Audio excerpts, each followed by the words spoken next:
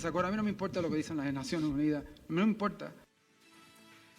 Gracias por seguirnos en Telesur. Soy Luis Francisco Blandón desde Caracas, Venezuela. Hoy en El Mundo desde el Sur hablamos sobre la retórica de los Estados Unidos en esta supuesta lucha contra el narcotráfico que ha generado un gran debate en América Latina, que observa la presencia militar en el Caribe como un intento de intervención sin un atisbo de legitimidad. Una situación que se vuelve particularmente evidente al contrastar la hostil postura de Estados Unidos hacia Venezuela con su histórica y a menudo indulgente relación con otros actores, como el expresidente colombiano Álvaro Uribe Vélez. Un documento desclasificado de la Agencia de Inteligencia de la Defensa de 1991 revelaba que la propia inteligencia de los Estados Unidos calificaba a Uribe como un colaborador del cártel de Medellín, al más alto nivel gubernamental, amigo íntimo de Pablo Escobar, entre otros adjetivos. A pesar de esta información, Uribe se ha convertido en socio privilegiado de Estados Unidos, recibiendo un apoyo político y económico masivo a través de iniciativas importantes en Colombia, lo que ha permitido acceder, por supuesto, a la presidencia, gobernar este país durante 2 periodos. Pero vamos a analizar un poco más esta situación. Recordarle a través de nuestras redes sociales a lo largo del día, hemos sondeado la opinión de nuestros usuarios sobre el tema. Algunos de ustedes ya han participado respondiendo a la pregunta. Sin embargo, aquí tiene el código QR, si no lo ha hecho, para que usted pueda participar. Documento desclasificado de la DIA en Estados Unidos vincula a Álvaro Uribe Vélez con el cártel de Medellín, el negocio de la droga y con Pablo Escobar Gaviria, que evidencia este documento a la luz de la ofensiva estadounidense contra el narcotráfico. Ahí están las opciones: desenmascara doble rasero de Estados Unidos, falsa narrativa contra el narco, corrupción estructural en la administración de Uribe o evidencia de lacios de extrema derecha con el narcotráfico. Si no ha participado, puede hacerlo más adelante. Revisamos y asociamos todas las respuestas. Vamos de inmediato al análisis. Me acompaña Álvaro Villarraga, politólogo, experto en temas de derechos humanos y temas de conflicto desde Bogotá, Colombia. Muchísimas gracias por tu tiempo con nosotros, Álvaro. Bienvenido nuevamente. Muchas gracias por la invitación. Un saludo a todos quienes están sintonizados con Telesur. Bueno, muy posicionado, Álvaro, el tema del narcotráfico en América Latina, con operaciones navales en el Caribe. Un Marco Rubio pasando revista a los intereses en Ecuador y, por supuesto, la implacable agresión a Venezuela. Para muchos el caso de Uribe con la inteligencia norteamericana pues refleja un poco esta hipocresía en las acciones de los Estados Unidos en el continente. ¿Lo calificas de esa manera? Sin duda alguna, aquí hay un acomodamiento de Estados Unidos en su despliegue militar como hecho de agresión y la amenaza que se cierne sobre todo con la República Bolivariana de Venezuela, que ha merecido toda nuestra solidaridad y respaldo. El presidente colombiano Gustavo Petro, numerosas organizaciones políticas, sociales y sectores de opinión rechazamos este acto injerencista, militarista y de ir configurando toda una situación de agresión. Y todo esto tiene como mámpara, como fachada, como disfraz, una supuesta lucha contra el narcotráfico, cuando a todas luces y existen muchos debates, muchos estudios que han demostrado el fracaso de la política antidrogas norteamericana en su forma de guerra. Esto ha fracasado rotundamente, globalmente, y aquí en nuestra América y en las acciones de Estados Unidos frente a nuestros países. No se trata de una acción antidrogas a todas luces. Si hubiera una acción antidrogas, tendría que dirigirse incluso geográficamente a otros nichos. No es en Venezuela donde principalmente se siembra, no es en Venezuela donde principalmente se procesa, no es en Venezuela donde principalmente se estaría exportando, no, no. Eh, Desde luego Colombia ha sido muy afectado por este fenómeno, somos los mayores productores y tenemos que ver muchísimo con la exportación. Desde luego Ecuador está muy comprometido y desde luego las mafias norteamericanas y mafias transnacionales han posibilitado este negocio ilegal. Pero no es ese el motivo de lo que se está planteando. Y es una historia larga y profunda, ¿no?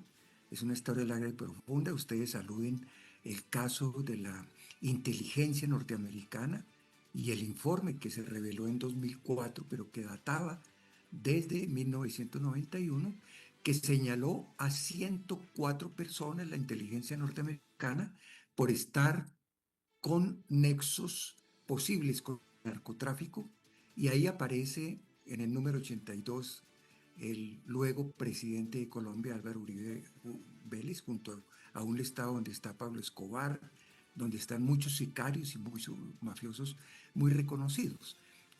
Cierro diciendo es que una cosa es el conocimiento social y otra cosa es realmente el avance en justicia y la verdad judicial. Porque en conocimiento social, en documentos, en publicaciones, en investigaciones de organizaciones de derechos humanos, centros de pensamiento y periodismo investigativo, etcétera, es muy larga la historia, por ejemplo, de Álvaro Uribe. Álvaro Uribe, desde joven como alcalde de Medellín, habilitaba la construcción, es decir, otorgar licencias para pistas de exportación de narcotráfico.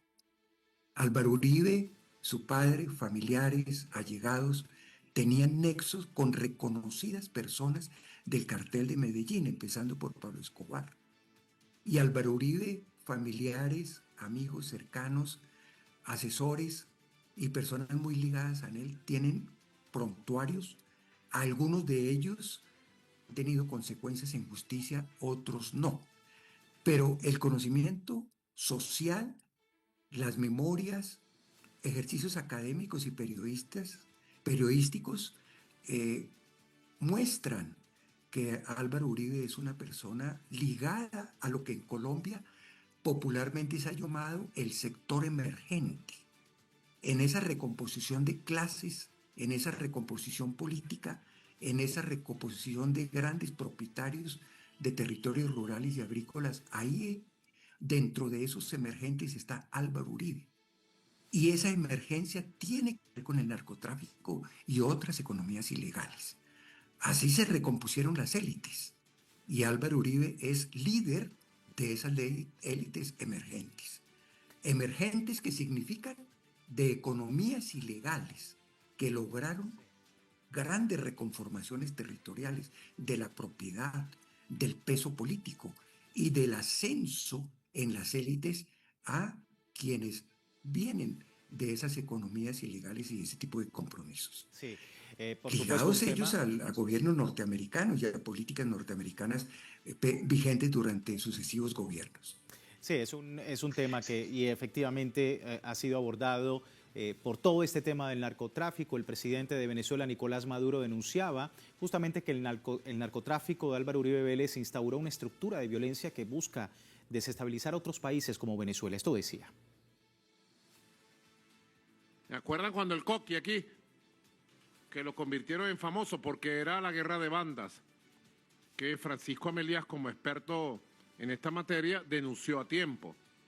General Estrada, era la guerra de bandas que el imperialismo financiaba a través del narcotráfico de Álvaro Uribe Vélez. La guerra de narcobandas. Y siguen utilizando los restos que les quedan de las bandas criminales que están en otros países, los siguen utilizando para tratar ellos de hacer daño interno en Venezuela, como el atentado fallido y criminal que logró neutralizarse en Plaza Venezuela. Ahí teníamos al presidente de Venezuela, Nicolás Maduro, sobre el tema. Álvaro, muchos se preguntarían por qué un aliado estratégico de los Estados Unidos, a pesar de tener pues, vínculos documentados con el narcotráfico y por la propia inteligencia de los Estados Unidos, ha sido apoyado y legitimado en Colombia. Y preguntarte precisamente por eso, porque los medios de comunicación obviamente han tenido el manejo en la opinión pública sobre este tema. ¿Cómo calificas tú la opinión pública y todo lo que se ha dado con referencia pues, a todos estos documentos sobre Álvaro Uribe Vélez? Sin duda alguna hay una incoherencia y una doble moral desde Estados Unidos, en tanto Colombia ha sido en gobiernos anteriores y por varias décadas un aliado privilegiado de Estados Unidos. Colombia ha permitido en gobiernos anteriores la instalación de bases militares. Colombia ha servido de territorios para acciones abiertas, legales y ilegales y encubiertas. En años no lejanos, en años recientes, en el territorio de La Guajira hubo 3 campamentos de adiestramiento de anteriores paramilitares que realizaron actos de sabotaje en la República Bolivariana de Venezuela. Y de Colombia, que tiene una guerra larga, que está buscando superar, una tradición de contrainsurgencia, también ha habido una alianza muy fuerte, militar y de servicio a toda la geoestrategia norteamericana. Por eso hay un acomodamiento de conveniencia. Jamás ha habido una persecución a fondo de las mafias de narcotráfico en Estados Unidos a nivel transnacional. Sí ha habido algunos niveles de persecución en algunos países, como en el caso colombiano, pero que no logran superar el problema que en sus bases el consumo masivo en Estados Unidos, en Europa, el estímulo al consumo interno en nuestros países y las redes ilegales siguen existiendo sin una política coherente y eficaz norteamericana al respecto. Centroamérica, México, sigue Colombia, Ecuador, Perú y desde luego en mayor o menor medida afectados muchos países. Ahora también Uruguay, Argentina, Paraguay, Venezuela, sufren el flagelo de estas redes narcotraficantes. Pero a todas luces no hay una política coherente de Estados Unidos, ni la ha habido, para combatir estas redes y, en el fondo, para destruir estas circunstancias. No, ha sido una política pragmática donde tiene aliados en el poder, así como ha tenido desde décadas anteriores dictadores, personas inconsecuentes en sus mandatos con los derechos humanos, con los anhelos de soberanía y los derechos de las poblaciones. Así también ha tenido Estados Unidos, no solo en el continente americano, sino en otros continentes, gobiernos aliados a mafias, a redes transnacionales, pero que en determinado momento son funcionales a la política geoestratégica norteamericana. Eso explica cómo Álvaro Uribe, a pesar del amplísimo conocimiento social, amplísimas investigaciones y parcialmente investigaciones en justicia que han revelado sus nexos con estas mafias, sea tolerado por Estados Unidos. Porque hay alianzas también interesadas desde este gobierno que busca sectores de extrema derecha, políticas que están cobrando fuerza profascistas en nuestro subcontinente, con mucha fuerza en Europa y con mucha fuerza en Estados Unidos. Sí, justamente con esto quería cerrar, Álvaro, porque el caso Uribe no es nuevo, pero hay una alerta actualmente en el continente frente a un mayor escrutinio bajo esta primacía de los intereses geopolíticos de los Estados Unidos y no un genuino combate, como decíamos, al narcotráfico. ¿Se justifican estas preocupaciones a largo plazo? Por supuesto que hay una preocupación muy grande y siempre la ha habido en nuestro país y hay esfuerzos. Colombia ha afilado del lado de buscar un concepto muy distinto frente al problema del cultivo que por necesidad hacen los campesinos para descriminalizarlo y para focalizar con eficacia el combate en las grandes mafias. Colombia ha buscado en ese sentido una reformulación de las políticas contra el narcotráfico, haciendo eco y coincidiendo con otras voces en el contexto internacional de denuncia del fracaso de la política de guerra contra el narcotráfico, que ha sido más una política contrainsurgente, ha sido más una política de expansión, de dominio y de alianzas interesada desde el poder norteamericano y no coherente contra la lucha contra el narcotráfico como debe ser. El acuerdo de paz que se hizo en 2016 en Colombia, en su punto 4, tiene una serie de lineamientos.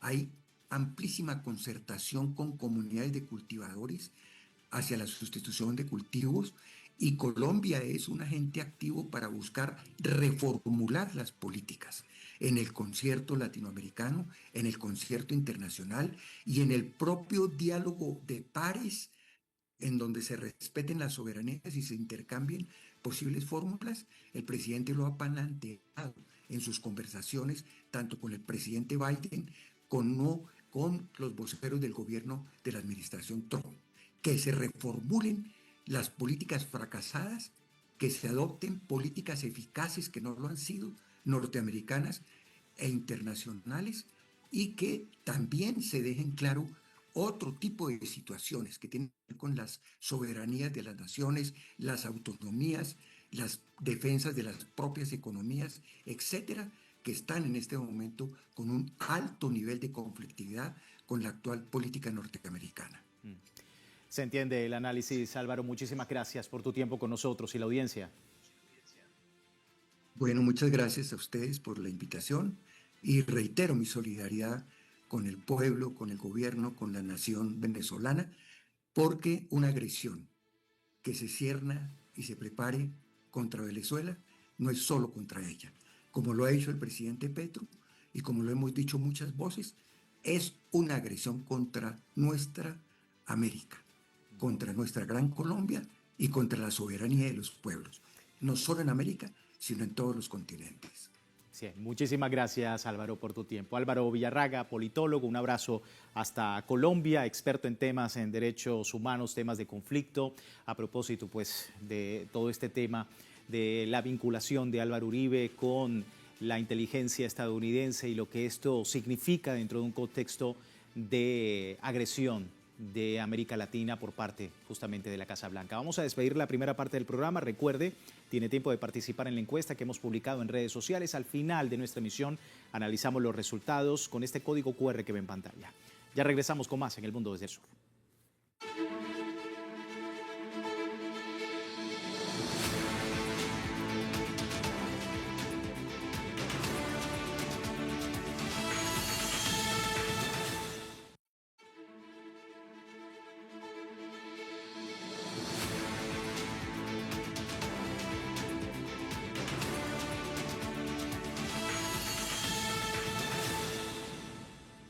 Gracias por seguirnos en El Mundo desde el Sur. Hoy hablando de Colombia, la vinculación del expresidente Álvaro Uribe Vélez con el cártel de Medellín, que no es algo nuevo, según la declaración de un senador colombiano en 1993 ante la Embajada de los Estados Unidos. Luis Guillermo Vélez Trujillo denunciaba que los fundadores del cártel de Medellín financiaron la campaña electoral del entonces senador Álvaro Uribe Vélez. Aseguró que este vínculo se dio a través de su familia, ya que su declaración Uribe es primo de la familia narcotraficante Ochoa Vázquez, lo que le permitió la cercanía con Pablo Escobar. Aún persisten sospechas sobre sus vínculos con el narcotráfico, abusos de derechos humanos y apoyo a fuerzas paramilitares. Sin embargo, solo se ha condenado por el menor de sus delitos, que es soborno a testigos en una reciente decisión de la justicia colombiana, que marca un precedente, pero que no es suficiente según los organismos de derechos humanos y, por supuesto, las víctimas en Colombia. Seguimos analizando este tema. Me acompaña Eduardo Carreño, integrante colectivo Abogados José Alvear Restrepo, defensor de derechos humanos desde Bogotá. Eduardo, muchísimas gracias por su tiempo. Bienvenido. Gracias, nuevamente, y un saludo cordial para la mesa de trabajo y para toda la audiencia. Hablando un poco sobre este caso de Álvaro Uribe Vélez, que entre otras cosas pone en tela de juicio también ese ideario de la lucha contra el narcotráfico desde los Estados Unidos. Hablamos anteriormente sobre la manera como se expresaba la inteligencia estadounidense de una persona como Álvaro Uribe en un país que efectivamente ha sido marcado por el narcotráfico. Tu lectura y sobre la importancia de este caso, teniendo en cuenta la agresión que está viviendo el continente sobre lo que ha hecho Estados Unidos, empezando en el Caribe, ¿no? Bueno, nosotros creemos que en el caso de Álvaro Uribe hay suficientes elementos de prueba, tanto a nivel internacional como a nivel nacional, de las relaciones con el narcotráfico. Creo que Estados Unidos, en sus documentos desclasificados demuestra claramente cuál es la relación que ha tenido inicialmente con la familia Ochoa, con el señor Pablo Escobar, y precisamente por eso dentro de la desclasificación de esta información aparece como el narcotraficante 82. Sin embargo, Estados Unidos no ha sido coherente con una política de persecución, en este caso, contra el expresidente. Y por esa razón no se han solicitado extradiciones ni se han emitido órdenes de captura, etcétera, etcétera.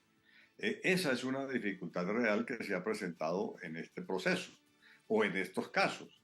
En el caso del presidente, específicamente las investigaciones que contra él existen se tramitan o se gestionan por sus actuaciones dentro de la gobernación de Antioquia o por actuaciones en el Senado de la República o por sus actuaciones como presidente de la República, que tiene formas de investigación distintas. Es decir, o autoridades distintas son quienes lo pueden investigar y juzgar.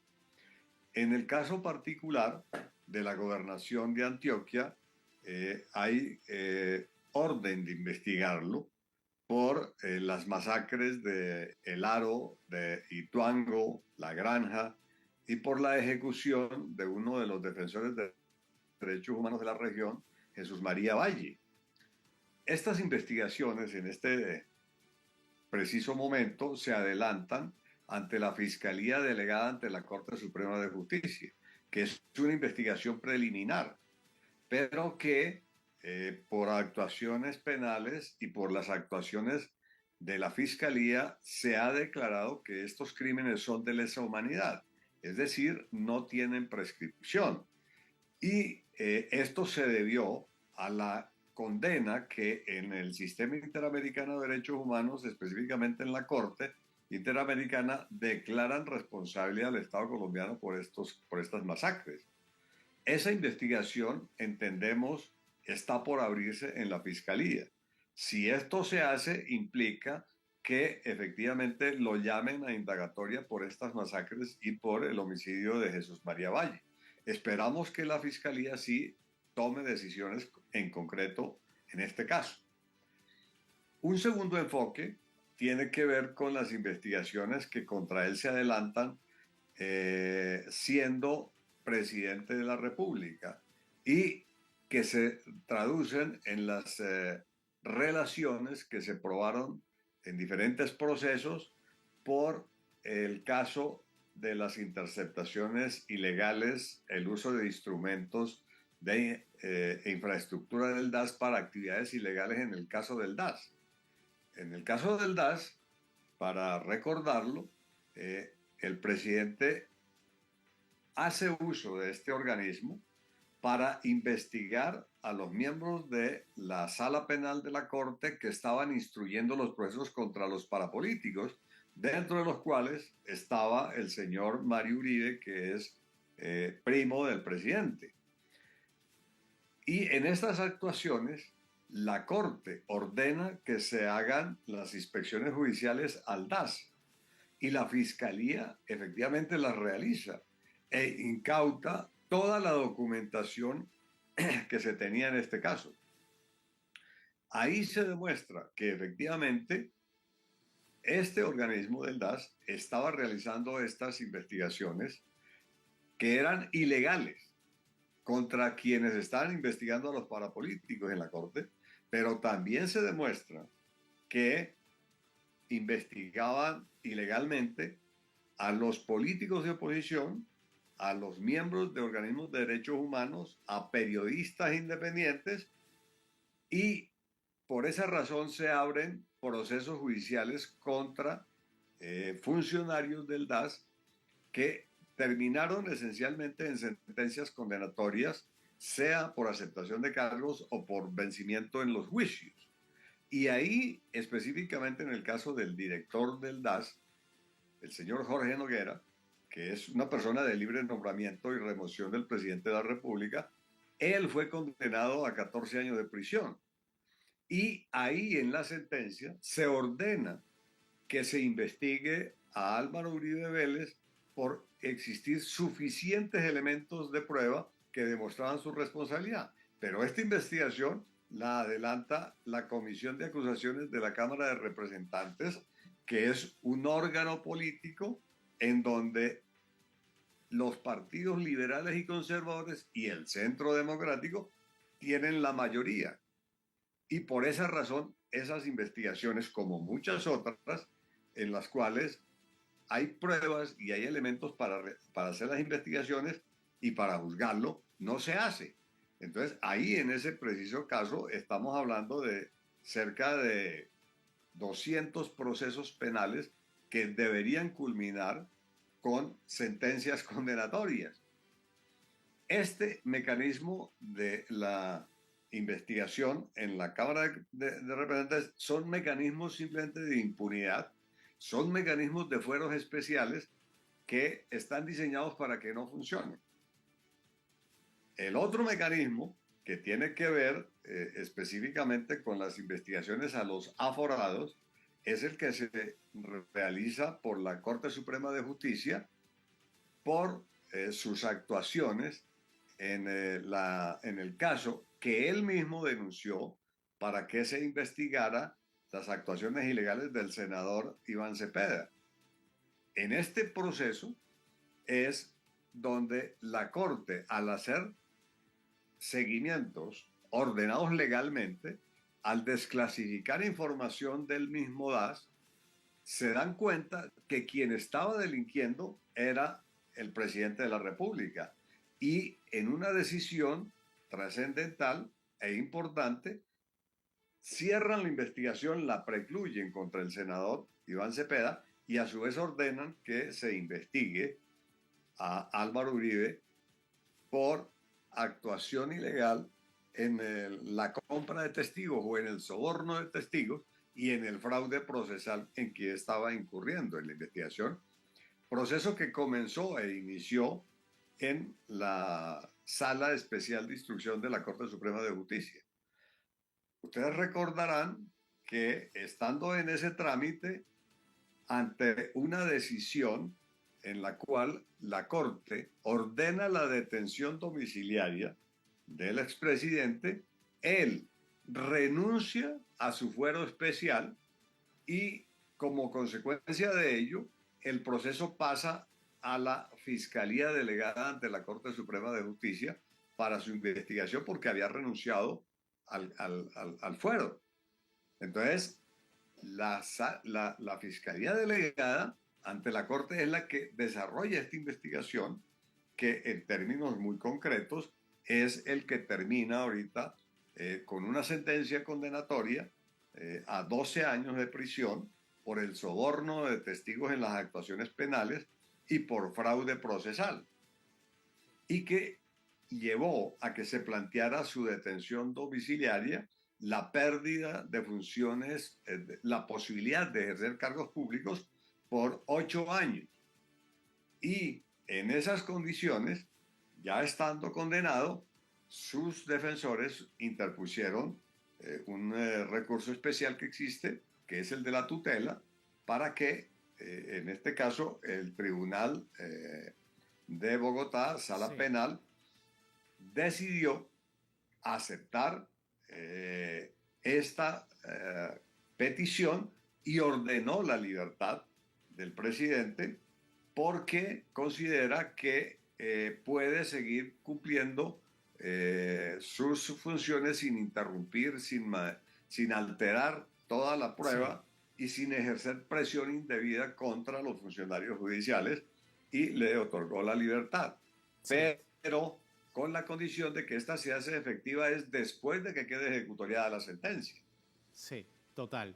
Y obviamente en este trámite, igual hay una apelación que está en trámite por parte de los abogados que representan a las víctimas en el proceso, y se espera que sea la Corte Suprema de Justicia, Sala Penal, la que resuelva en segunda instancia de la tutela para determinar si es o no viable y ajustada a derecho la decisión que se tomó por el tribunal. Nosotros aspiramos a que sea revocada esta decisión y se ordene efectivamente su detención domiciliaria. en un caso que no se alcanza a reflejar la magnitud del daño que representa Álvaro Uribe como figura política y esta trayectoria ligada al narcotráfico. ¿Se entiende el análisis? Muchísimas gracias, Eduardo, por tu tiempo con nosotros. Bueno, ahí teníamos a Eduardo Carreño, integrante colectivo Abogados José Alvear Restrepo, hablando un poco sobre lo que representa Álvaro Uribe y en torno pues a esta retórica del narcotráfico en nuestra región. Con esto finalizamos El Mundo desde el Sur. Soy Luis Francisco Blandón. Más adelante, más contenido sobre este y otros temas con una perspectiva del mundo desde el sur. Soy Luis Francisco Blandón. Gracias por seguirnos.